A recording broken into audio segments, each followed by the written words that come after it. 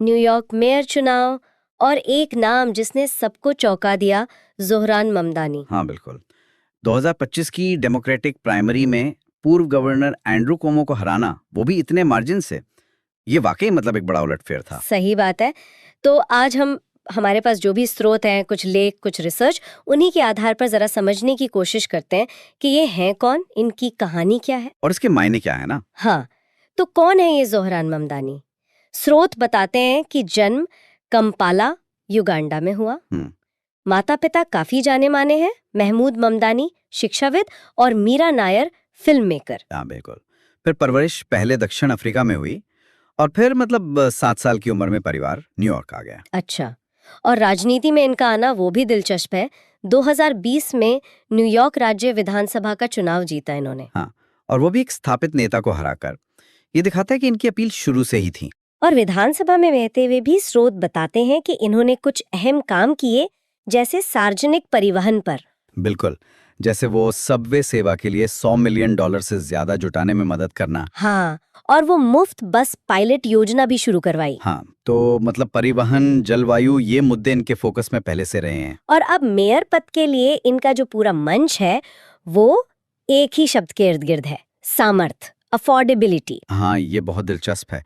और ये सिर्फ मतलब एक खोखला नारा नहीं लगता। सही।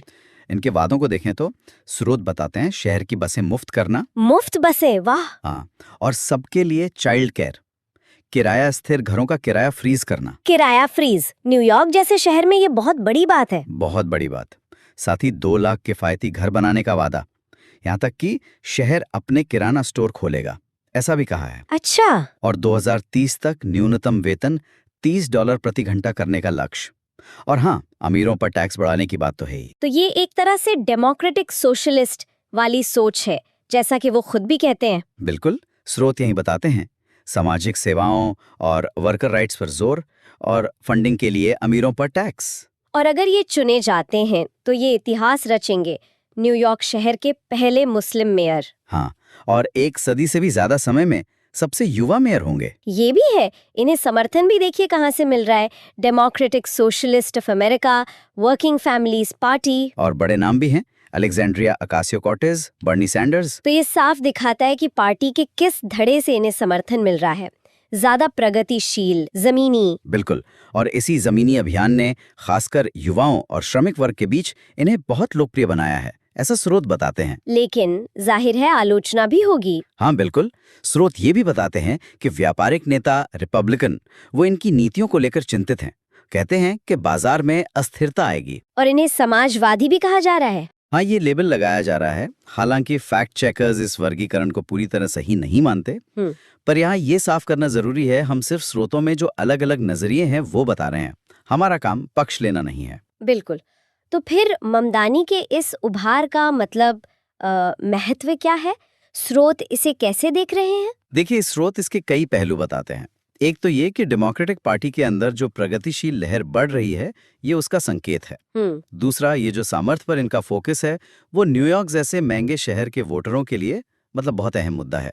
घर, किराया, बच्चों की देखभाल, ये सब। हाँ, ये रोजमर्रा की जिंदगी से जुड़े मुद्दे हैं। बिल्कुल।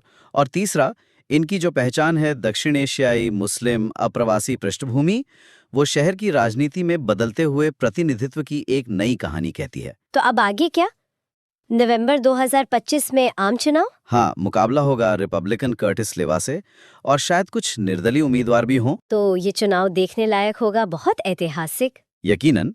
और ममदानी के सामने चुनौती होगी कि वो अपने इतने बड़े साहसिक वादों को कैसे जमीन पर उतारेंगे। और शायद व्यापारिक समुदायों का भरोसा कैसे जीतेंगे, ये भी एक सवाल होगा। हाँ, वो भी है। तो निष्कर्ष यही निकलता है कि ज़ोहरान ममदानी न्यूयॉर्क की राजनीति में एक नई मतलब ताज़ी प्रगतिशील आवाज बनकर उभरे हैं। समर्थ पर जोर, युवाओं में अपील और उनकी अपनी पृष्ठभूमि, इन सब ने मिलकर उन्हें यहाँ तक पहुँचाया है। और यहाँ श्रोताओं के सोचने के लिए एक सवाल छोड़ जाते हैं, क्या ममदानी का ये जो उभार है, ये सिर्फ न्यूयॉर्क शहर तक ही सीमित कहानी है, या फिर ये पूरे अमेरिकी राजनीतिक परिदृश्य में हो रहे किसी बड़े बदलाव की तरफ इशारा कर रहा है?